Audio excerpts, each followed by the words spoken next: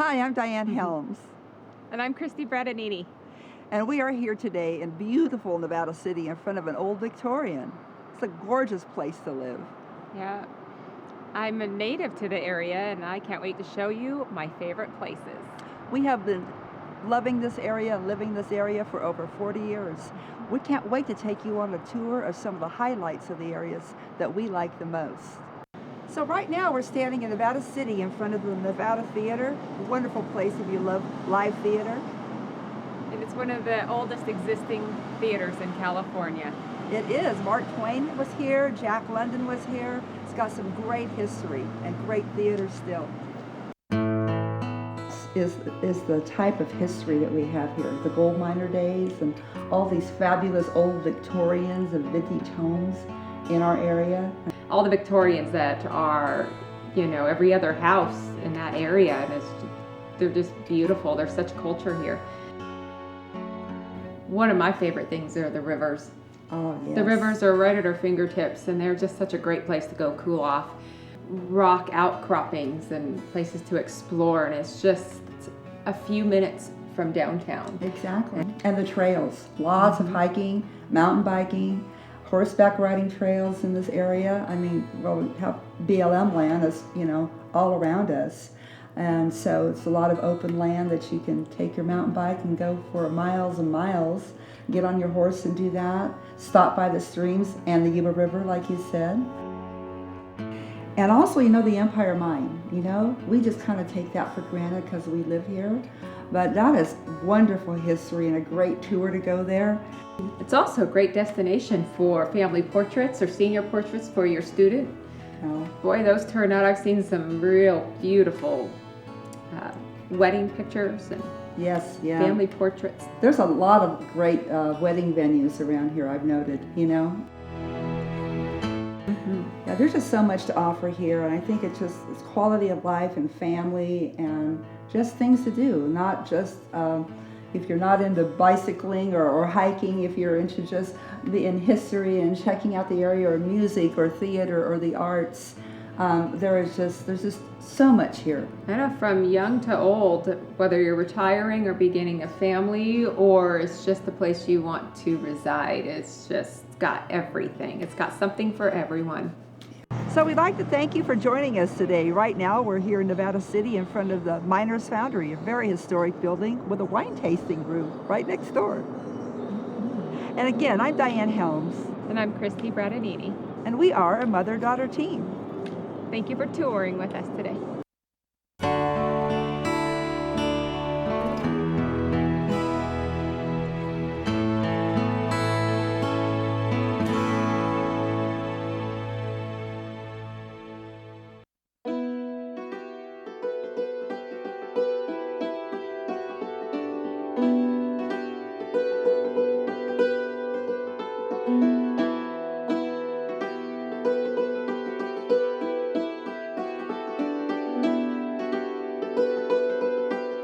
Welcome to the Firehouse Museum. I'm Wally Hageman. I'm the director and curator of the collection here. This building was built in 1861 and served as a firehouse from the times of hand-pulled carts till 1938 with motorized vehicles. In 1945 it became a museum, courtesy of the city of Nevada, and we have been here ever since. This part of our collection represents the Nishinon Indians, who are the indigenous people of this area. They lived immediately, they called Nevada City Ostama, and they had a campsite over by where the courthouse and the courthouse lawn is now, and all in through that area. Out on Cement Hill was the rancheria, or the reservation. Rancheria is just a nice name. And we are very fortunate to have some of their baskets in our collection. They were known for their watertight baskets that they actually boiled their acorn mush in. And they were typically of this size for a cooking basket. Ours are considered of particular interest in that these haven't come from a collector who's collected pristine baskets.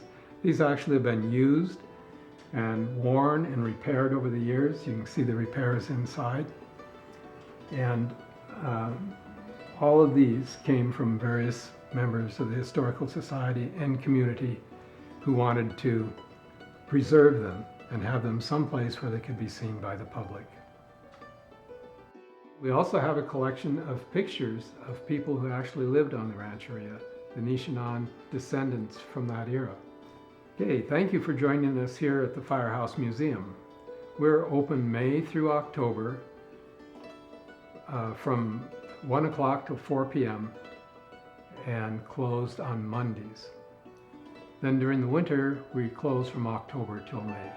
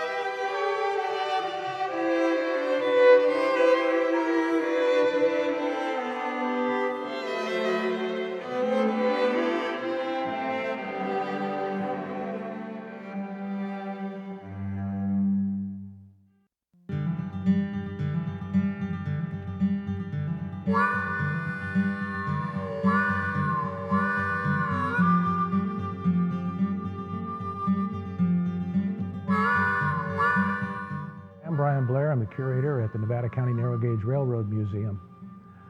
When the gold rush started out here and the two towns of Nevada City and Grass Valley were built in 1850, it became apparent very quickly that they were going to need heavy mining machinery to go deep into the earth to find the gold in the local area. And in those days, the only way to come up here to bring that equipment up was by horse and mule, and the need for a railroad was known for many years. In 1875, construction began on the Nevada County narrow gauge. The building superintendent was John Kidder. He came to town with his wife Sarah and built this 22.5-mile railroad in 18 months. He was asked to stay on as the operating superintendent and eventually owned the railroad. It became Old Man Kidder's Railroad. And he operated up until 1901 when he died. Just prior to his death, they had transferred all the stock into Sarah's name, and she became the first woman president of the American Railroad.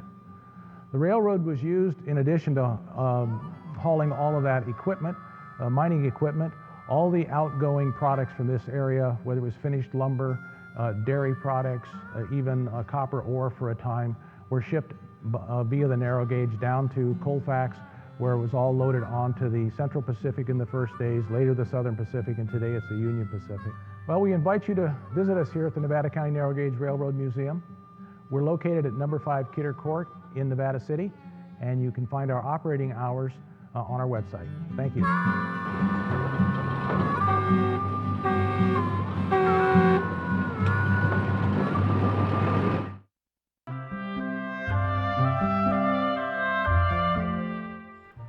Hello, I'm Shalene Holland, manager of the Alto Sierra Biblical Gardens.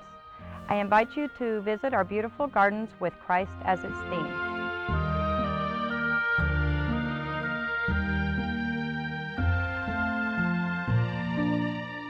The Alto Sierra Biblical Gardens are a nonprofit organization open to the public. These lovely gardens dedicated to God are available for events such as weddings, church and memorial services, and baptisms for a donation. Our gardens tell the story of Christ through statues and artwork displayed along the shady garden paths. A 90-foot cascading waterfall fills the stream which flows through the property, giving many lovely photographic opportunities. A large outdoor chapel can seat 150 guests. The chapel has an altar with brilliant stained glass and a canopy of trees and vines. The picnic grounds may be rented for a rehearsal dinner, Bible studies, luncheons, or a daytime event. No barbecuing or open fires are permitted. Alcohol is also prohibited. Baptisms in the natural pool, highlighted by a small waterfall, are encouraged with a donation of $10 per person to help with the upkeep of this area. There is also a labyrinth, a sacred tool for prayer. It is a contemplative garden space. The gardens are open daily from 7 a.m. to 8 p.m. They are a place of meditation, reflection, and retreat. The sprinklers are on Sunday through Thursday at 7 p.m. We accept any support you can provide, from monetary donations to working in the gardens. Contact me at 530-272-1363 or visit our website at www.altosierrabiblicalgardens.org.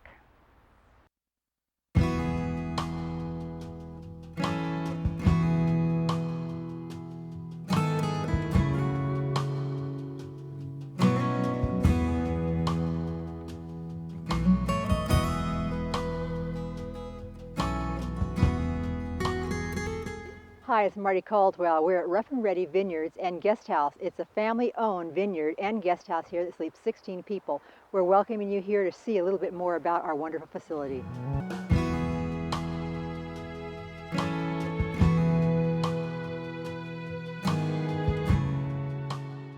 Our unique 16-acre estate under the Heritage Oaks has plenty of room for your family and friends to get together, spend some time barbecuing, exploring, enjoying beautiful Nevada County, and celebrating any event you might have to gather together for.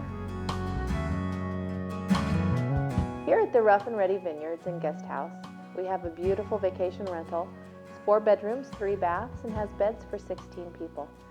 We have an elegant master suite that has a beautiful bath, including a clawfoot tub.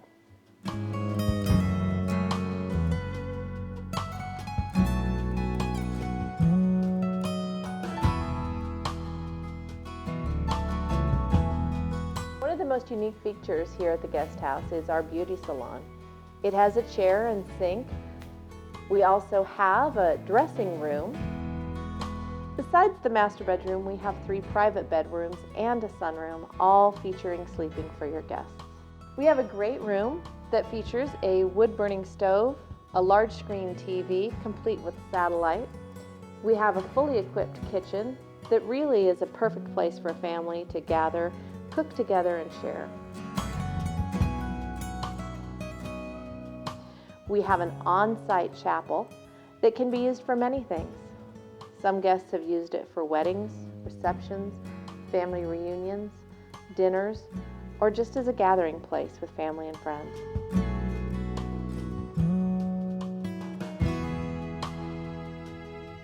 Our beautiful 16 acres features an Italian marble gazebo, many meadows, a bridge over our seasonal creek, and of course our family vineyard, which you're free to walk through or even plan intimate dinners between the vines.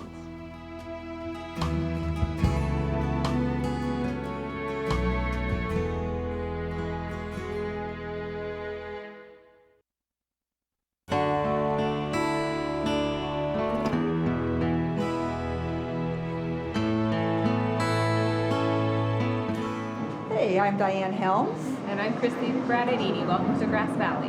Yes, we love Grass Valley. Christy was actually born here in Grass Valley. Great restaurants around here. Right now we're sitting in front of Sergio's. We've got outside dining, inside dining, and you can just about pick any restaurant you want to any day of the week, can't you, Christy? Yes, you can. And I personally love the homemade gnocchi here. Yeah, I do too. We're going to take you for a tour a little bit here of all the areas that we like.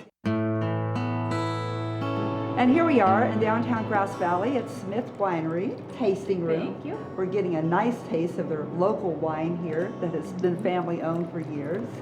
There are many great wineries here in Nevada County, and this is just one of them. Thank you. Thank Cheers. you. Cheers. And I love looking at the vineyards, you know, when there's just rows and rows of vines growing in the pasture land. Which reminds me, pasture, we can go from pasture land and valleys to high mountain peaks just in our area alone. Yeah, just the other day, showing property, I went from one end of the county to the next, and it was a gorgeous day, a beautiful drive, and it's a good reminder of where we live and why we live here. It's just beautiful. One of my favorite things are the rivers. Oh, yes. The rivers are right at our fingertips, and they're just such a great place to go cool off. And the trails, lots of hiking, mountain biking, horseback riding trails in this area.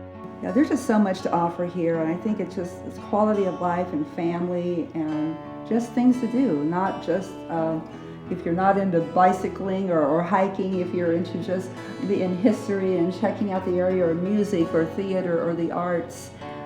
There's just so much here. I know, from young to old, whether you're retiring or beginning a family, or it's just the place you want to reside, it's just got everything. It's got something for everyone. Thanks for joining us. Thank you for joining us. And again, I'm Diane Helms. And I'm Christy Bradadini. And we really appreciate you coming and touring Grass Valley with us.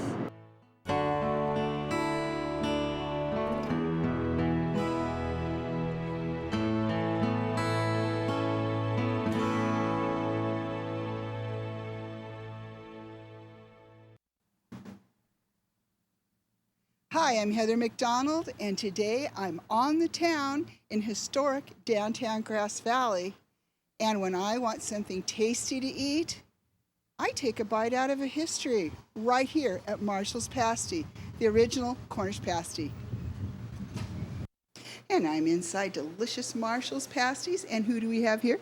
Elizabeth Davis, and my mother's the one that owns the place, and before that with my grandmother.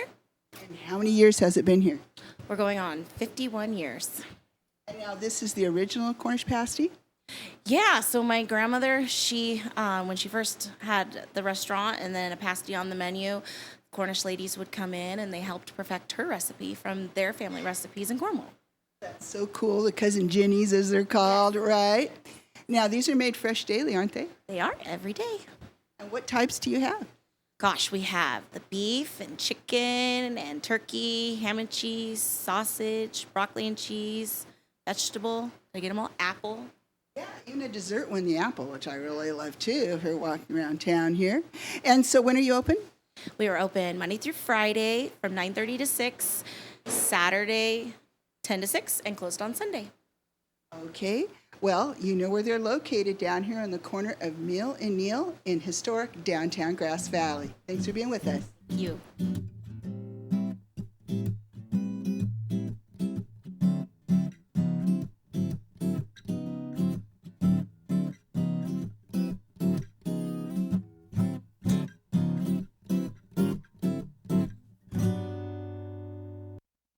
I'm at the corner of South Auburn and Empire Streets, and I want you to meet my chiropractor, Dr. Darwin S. Leak here of the Chiropractic Plus Clinic. Hello there, I'm Dr. Darwin Leak, owner and operator of Chiropractic Plus in Grass Valley, California. Been here since 1985 and really like it here.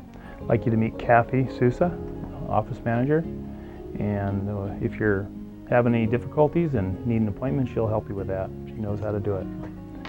I'd like to show you around a little bit, show you what we have here to offer. Well, here we have a full x-ray facility, so if someone comes in and they've had some trauma or there's suspicion of a fracture or more serious hard tissue damage, we can do x-rays right here on site. So that's available. We also have intersegmental traction table. That's helpful for people to restore motion in their spine, and traction if they have a hot disc or something along those lines.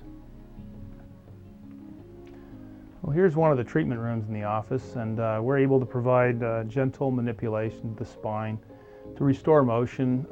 People have trauma, they have injuries, they overdo it at home. Chiropractic manipulation has been shown to facilitate and speed up healing processes.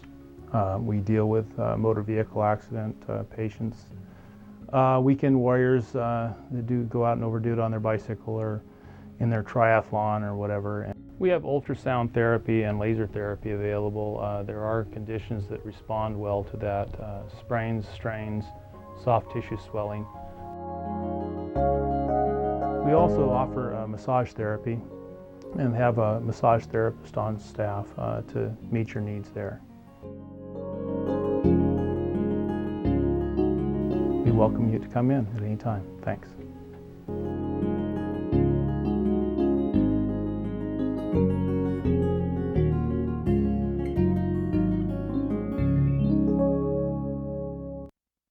The Nevada County Grand Jury is searching for new members right now.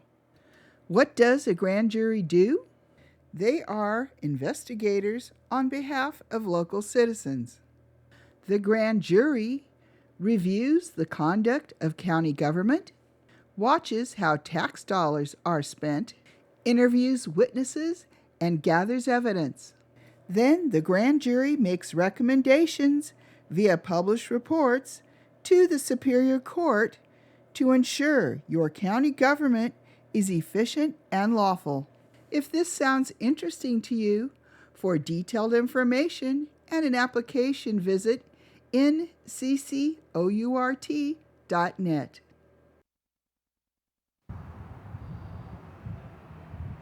Hi, Heather McDonald here on Highway 49 at Euro Motors.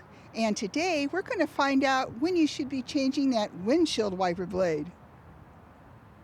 Christoph at Euro Motors over here on Streeter Road off Highway 49 in between Auburn and Grass Valley. One thing I wanted to show people a little bit about is how to check or change their wiper blades. We see way too many cars come in here with wiper blades that are just, they don't wipe. They smear or they barely wipe. It's probably one of the cheapest things you can do. A lot of accidents happen in poor weather due to poor visibility, which directly relates to wiper blades. It's, like I said, a very cheap and easy thing to do yourself. There's very many different types of wiper blades out there, but for the most part, most all wiper blades, they're just a giant squeegee, and that's rubber. And as time goes on, the rubber wears out, it gets brittle. I've seen multiple times where the squeegee part actually just completely separates and there's nothing there. Like I said, there's a lot of different designs. Modern technology, most wiper blades are a one-piece design. there's these older styles with multiple contact points. For the most part, they're all pretty much the same price. The one-piece design's a little more expensive. They last a little longer due to just less moving parts. The easiest way to change your wiper blades is to what you call put them in service mode. Like this car, you know, I can't change the wiper blade, it hits the hood. 90% of the European cars, it's gonna be like that. You can't change the wiper blade unless they're in a position where you can actually change them. So what you usually can do is, you know, you can turn the wipers on and you turn the ignition off when they're in the up position. In the industry, we call this service mode for the sole reason that's how you service them. All wipers are different. Some are very difficult to take off, some are very easy. You just gotta have a little patience and just kind of look at it in the design. Most of them will have some sort of clip that you just pop off. This one doesn't have a clip, so you would just pull it straight down. A lot of the Audis have a very complex system, but for the most part, if you look at it, you can kind of study it, see how it works. Like I said, this one, they just clip off, just like that. Very easy, pop the new ones on. The best way to see if you have the correct wiper blade for your vehicle is to measure it with a tape measure to see how long it is. All wiper blades across the board come in inch sizes. You know, you measure it by the inches. The other thing is most cars these days, especially the European cars, very specific on the wiper blades. So you can buy a kit where it's both wiper blades together for your specific vehicle. You have passenger and the driver. Another important thing that's also often overlooked is the rear wiper blade. You know, not having a correct rear wiper blade, you know, could cause damage to the rear windshield. A lot of people don't use it, but one thing you got to remember is most cars, if you have the front wiper blades on in the rain and you put the vehicle in reverse, that rear one's going to wipe a couple times. I can't tell you how many cars I've seen come in here with scratched rear windows, which could have been avoided by replacing the wiper blade, which, you know, a rear wiper blade could be anywhere from $5 to $30 or $40. It's a very, very cheap, you know, way to ensure you can see the road and you don't cause damage to your windshield. And like I said, for the amount it costs to do your wiper blades, it's a no-brainer. It's very easy to do, and it's not very expensive to do at all. I'm Christoph here at Euro Motors off Streeter Road, off Highway 49 in between Auburn and Grass Valley. We specialize in European vehicles. We repair them. We pretty much do everything except body work.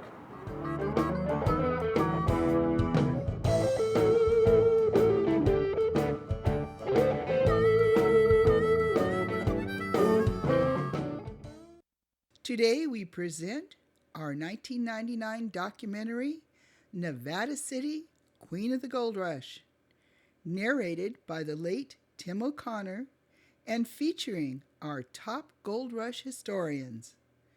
We are proud this documentary about the gold rush era of Nevada County, broadcast on PBS.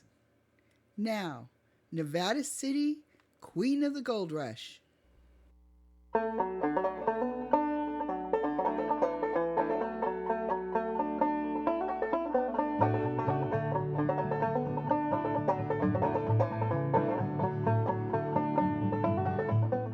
In 1849, California was the land of golden dreams and rich opportunities.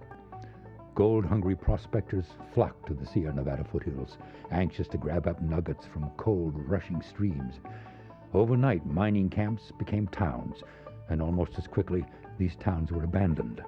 The lure of easier pickings up the road made a gold town a ghost town within months. But there was one great city which endured, a city that became the queen city of the gold rush, Nevada City.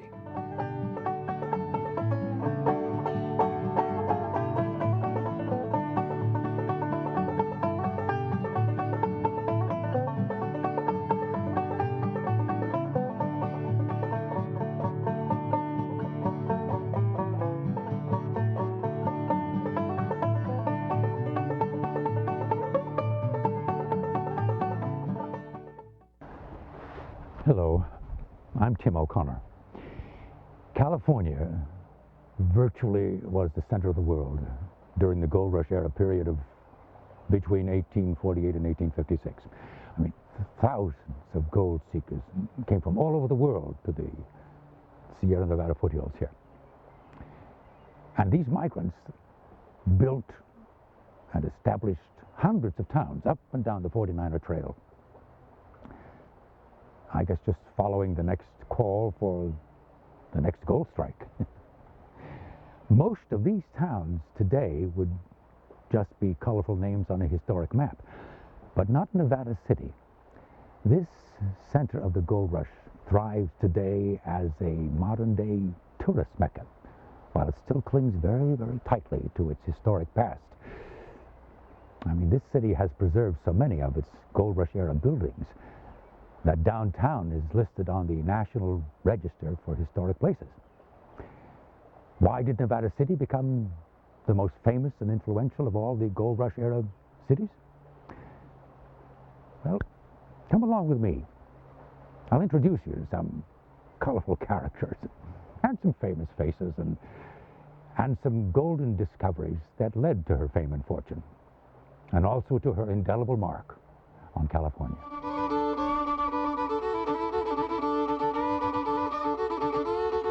One of California's earliest pioneer businessmen was Captain John Sutter. He was building a sawmill along a fork of the American River at Coloma, near Sacramento. In charge of the mill was his partner, Marshall from New Jersey. One winter morning, Marshall had his Mormon workers shut off the water to the mill race they were digging. He walked the shallow water of the mill race, checking the depth of the ditch. Marshall noticed small pebbles of a dull gold color under the water. As he gathered the small pebbles and flakes, Marshall was hopeful it was real gold he held in his hand. It was January 24th, 1848. Within the year, the world would hear about the gold discovered in California, and the world would come.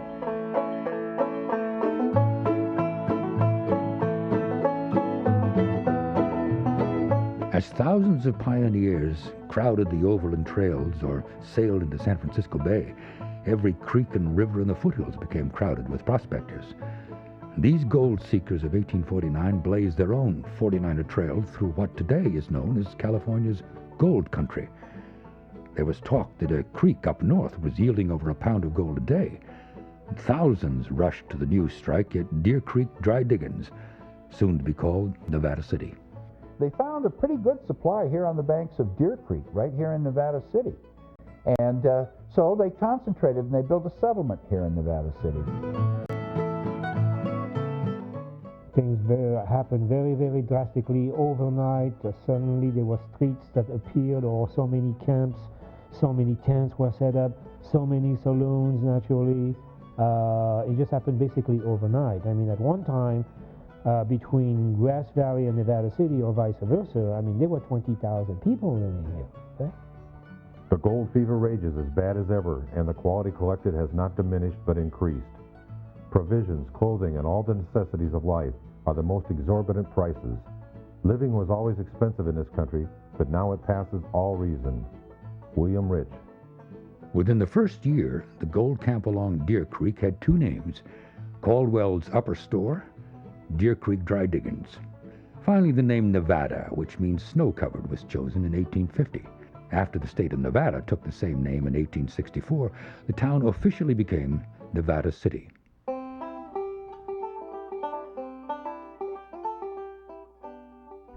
The first mining that was done in California was all placer mining.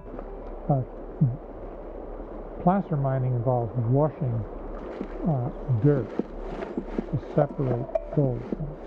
Gold is heavier than most other kinds of materials that you commonly find, most other minerals, and certainly most dirt. And so that one of the ways that you can use gravity and water to separate these two things. When that had been pretty well played out, or at least the miners thought so, they moved further and further away from water because they had reasoned by looking and observation, empirical methods, that the gravel surrounding and nearby creeks also contained gold. because they too were at one time part of the water courses. So they did their dry diggings, their dry mining. They also dug deep into the ground, straight down, vertically, and that was called coyote holes, and they went straight down in the ground and brought the up. But it all depended on water. Once they got the gravel, they took it to water. And took it to water is the key.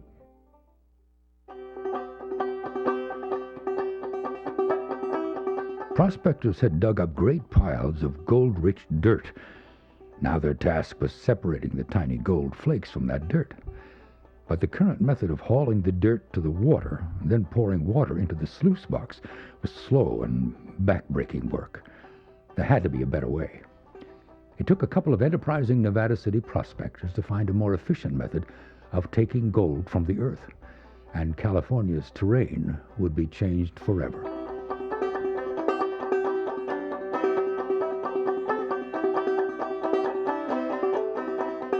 So a guy named E.E. Madison, a fellow from Connecticut, said, well, look, why don't we put a nozzle on this hose and blast down the dirt, and it'll all run down these ditches and so on. We won't have to work so hard.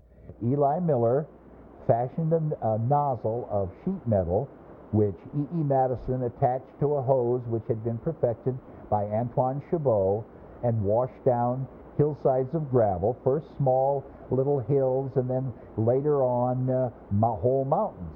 But the hydraulic method was also very destructive, as 1- and 2-man operations gave way to huge conglomerates, and millions of dollars were invested in building dams and reservoirs.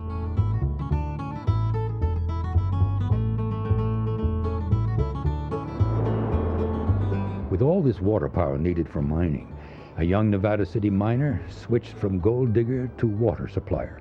Charles Marsh found that prospectors too impatient to build their own water systems would pay Marsh for his water. Charles Marsh then embarked on a business venture that would one day switch electric power on in California. A man named Charles Marsh, who incidentally also apparently was the first white miner to arrive at Nevada City on July 30th, 1849, and stayed here.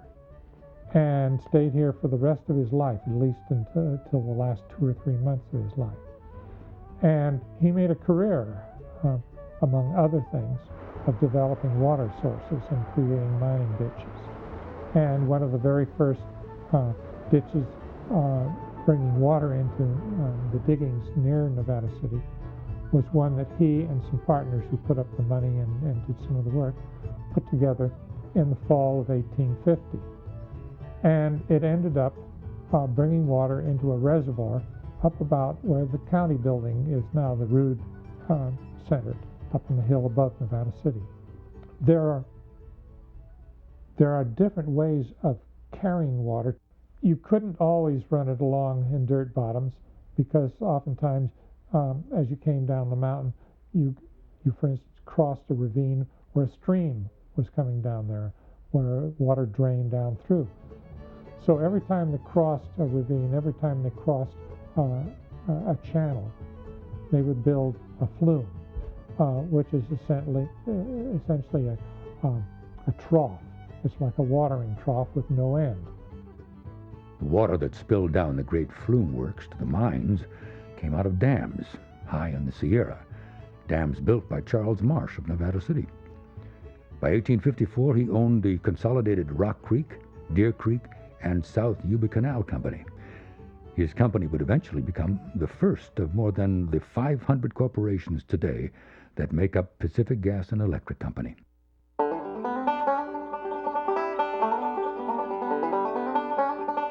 In the 1850s, Nevada City prospectors were looking for gold nuggets, flakes, and dust. They panned streams or dug into the dirt. Then, in June of 1850, George McKnight stumbled over an outcropping of quartz rock in neighboring Grass Valley. The rock was ribboned with gold. It was the first discovery of gold in quartz in the area. A few months later, another ledge of gold in quartz was discovered, and this ledge would lead to an underground mountain of gold and the greatest gold mine in California, the Empire Mine. arguably it could be the greatest quartz mine. It was certainly one that operated off and on over a longer period than any other mine. It was closed for, like most mines, it was closed for long periods at times, but it was first discovered about 1850, and it did not actually stop producing gold until about 1956. So that was more than 100 years.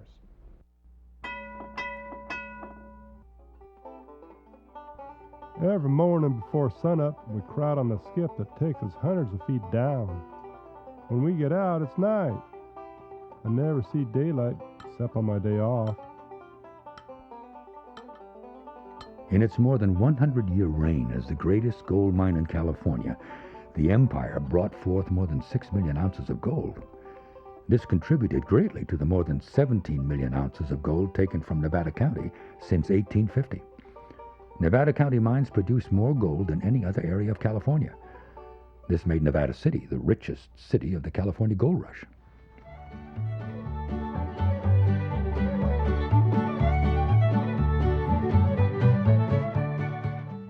As a result, people wrote about this, they talked about this place, and more people came just because they had to see.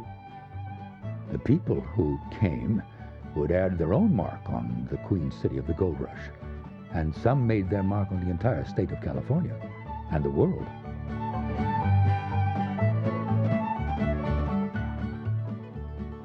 A young mining engineer named George Hurst came west from Missouri during the gold rush. He came to the gold seekers' destination city, Nevada City. Because of his education in mining, he was able to invest wisely in local mines, but it was his insider friendship with the local assayers that would seal his fate as one of the richest men in the West. 1859, when the assay was made of the ore, that damn blue stuff as it was referred to, from the Comstock area of Nevada, which is now Virginia City, in that area, was assayed here in Nevada City, and also simultaneously it was confirmed by Atwood in Grass Valley. Here it was James J. Ott, the assayer in Ott's assay office. But anyway, George Hurst got wind of that, and he was one of the ones that took off for the Comstock, and there's where his big bucks were made. This Nevada City miner would eventually establish the University of California and one of the greatest family fortunes in the world.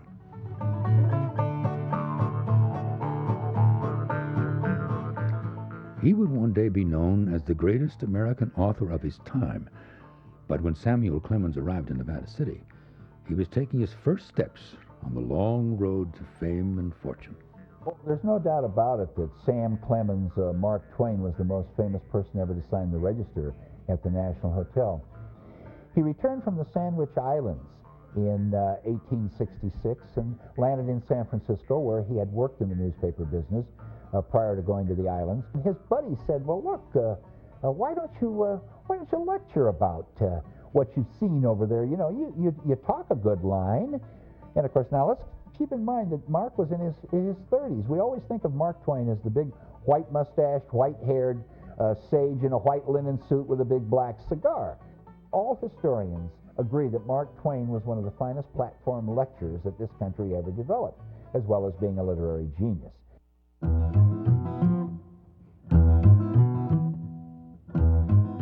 She was a great beauty of the gold rush era, who came to perform and then stayed for several years. Dancer Lola Montez was already a legendary femme fatale when she arrived in July 1853. Her famous act was called the Spider Dance because she would knock imitation spiders off her hoops as she danced in quite daring attire. She was also noted for her affairs with the rich and the famous. She was credited with starting a revolution in Bavaria as the mistress of King Ludwig. Lola encouraged scandal, but may have grown tired of being notorious when she decided to retire for a few years near Nevada City. She was quite a celebrity during her stay between 1853 and 1856.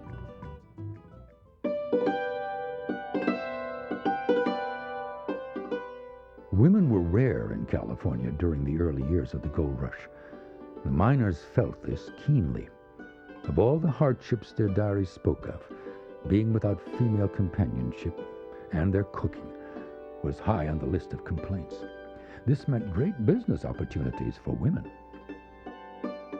Another entrepreneur in Nevada City in the 1850s was Eleanor Dumont, a French lady who arrived by stagecoach from Marysville, and she was very nice, well-dressed in her 20s, and no one had any idea what was going on. And a few days later, she had rented a storefront on Broad Street and opened a gambling hall. And everybody, my goodness, what in the world is this? A woman running a gambling hall? She was very popular because she was a gambler. And you must remember that the population in those days was basically 85% or more were single men, and of course they liked to gamble. Therefore, she was very popular. She introduced the well-known game of 21, which is 21, along with other types of games. She was also known as she didn't take any hassle, shall we say, from the miners. She kind of cleaned house. She served the best champagne, France, of course, imported. It was kind of like la crème de la crème, shall we say. Eventually, Eleanor left Nevada City and fell on hard times. As she grew older, a light fuzz developed over her lip. The once great beauty of Nevada City became known as Madame Mustache.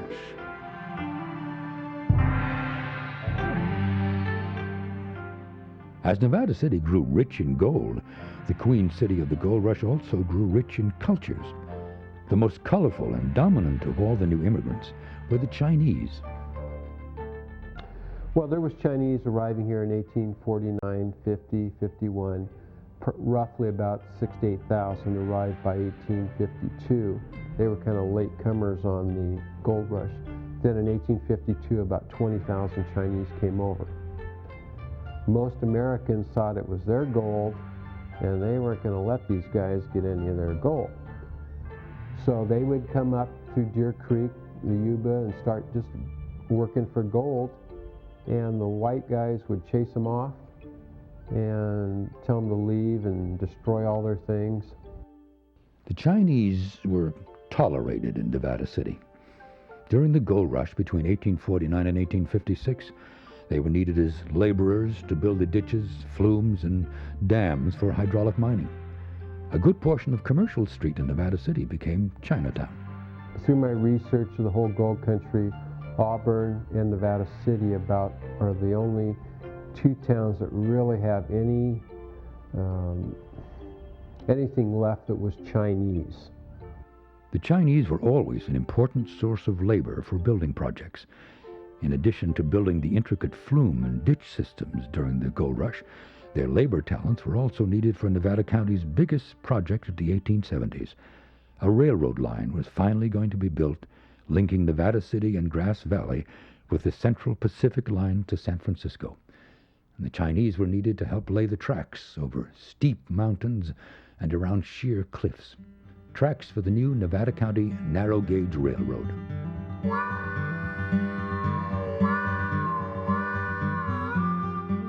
Well, Nevada County, Grass Valley, and Nevada City long felt the need for better transportation. Their goods came by boat to Marysville, and then by stage freight wagon from Marysville up through Newtown into Nevada City, and then there was the spur that went through Rough and Ready and on to Grass Valley. Of course, this was fine in the summer, but in the winter, when the mud was axle deep, it was really rough. As I said, a railroad was a status symbol, and also was an absolute economic necessity. So they started building in 1874, and of course they built from Colfax toward Grass Valley and Nevada City. They had to do that for obvious reasons. The rolling stock and the rails and so on came off the Central Pacific freight trains at Colfax. They had to build a large trestle across the Bear River. And in 1876, the railroad was ready to operate. And it was narrow gauge, 22 miles long, and it served the community well, clear up until 1942.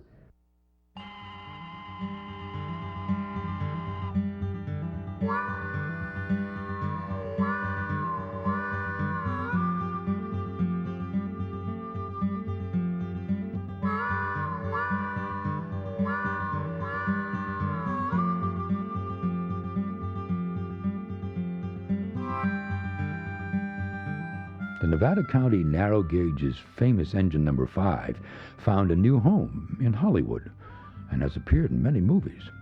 However, Nevada City citizens brought the steam engine back home in a continuing effort to preserve the Queen City's historic past.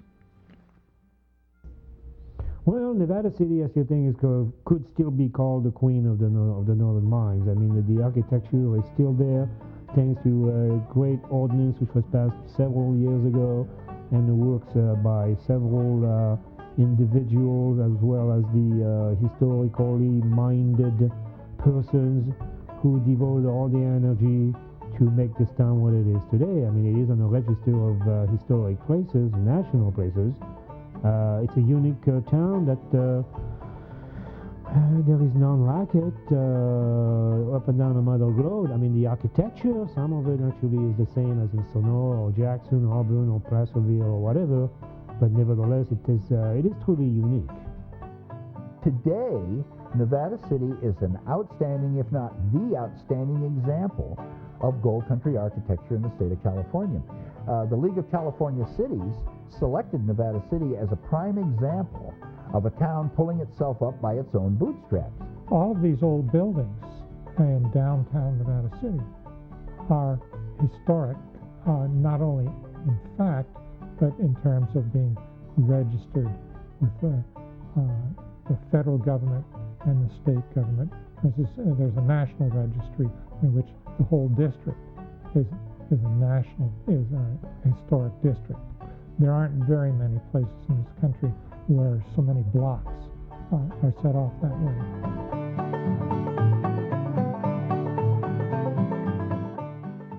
If somebody from 150 years ago were to be able to come here now, you or they could find their way around. You can look out here and you will see the same hills, you will see the same creeks, you see the same buildings and streets that you'll see in the old photographs. I often will stand at the top of Broad Street early on a Sunday morning. Nobody's out, nobody's about. And I can imagine myself 100 years ago, or 60 years ago, or 130 years ago. You can actually put yourself in any part of this time. Part of it is just simply out there being used as it was before. I mean, there's stores that were stores then that are stores now, and that look not a lot different physically from the stores that were here 100 years ago. There are hotels still acting as hotels. The streets, we not only have people walking on the streets and driving cars on, but we actually still have horses pulling carriages on the streets. And so that you can get a feel, you can get a look at it, instead of it, unlike a Disneyland, which is fabricated, which is invented, which is all a myth, based on a reality that maybe existed somewhere else in some past time. This is at least based on a real place, a real time, real things that did happen. Yes, Nevada City was a place where things happened. A place where the largest gold mines operated, where just young prospectors could become great men and establish the very foundations of our state. A city that gold seekers the world over made their destination. A city of rich culture and historic beauty, where the past is preserved for the future. Nevada City is truly the queen of the gold rush.